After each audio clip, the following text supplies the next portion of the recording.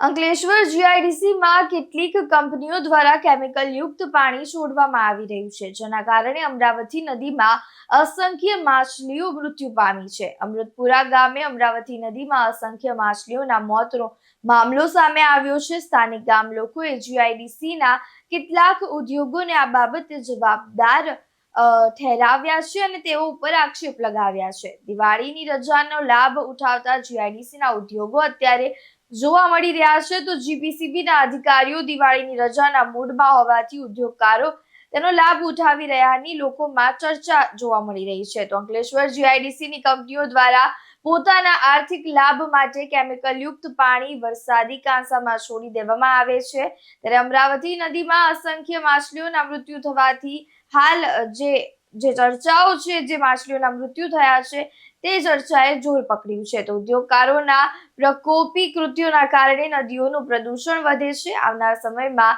જૈવિક જીવન માટે આવા ઉદ્યોગો ખતરનાક બની શકે છે. કંપનીઓ દ્વારા કેમિકલ અને રાસાયણિક ઉત્પાદન કરતા ઔદ્યોગિક વેસ્ટને યોગ્ય રીતે નાળી તેમજ વરસાદી કાંસામાં છોડવામાં આ ગુનો પર્યાવરણ માટે અત્યંત ખતરનાક સાબિત થઈ શકે છે. તો સ્થાનિક અને રાજકીય અધિકારીઓ દ્વારા આ બાબતે કાર્યવાહીની માંગ કરવામાં આવી છે.